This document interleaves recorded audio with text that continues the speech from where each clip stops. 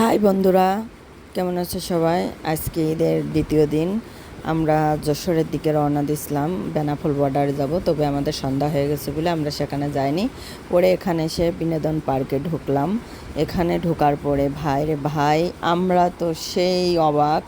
যেখানে যাচ্ছি, যে পার্কে যাচ্ছি, এত মানুষের সমাগমতা বলার মতো না। গেটের দিকে তাকায় দেখো, আমি গেটের এই সাইডে এসে এই পাশটাই তাকায় তাকায় দেখতে লাগলাম। আর যে পরিমাণ মানুষ, এর ভিতর ঢোকা অসম্ভব।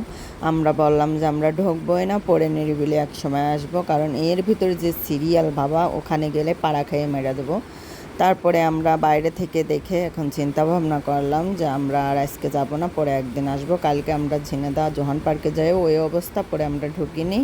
এখন আমরা চিন্তা ভাবনা করছি আবার আমরা সবাই মিলে ব্যাগ যাব ঈদেতে। আমার ছোট ভাইরা ছুটিতে আসছিল, ওদের অনেক দিন ধরে শখ ছিল একটু ঘোরার আমার সঙ্গে, তা আমি তো শখ পূরণ করার জন্যই আসছি, তা আর হয়ে গেল না। পরবর্তীতে যাব। আল্লাহ হাফেজ।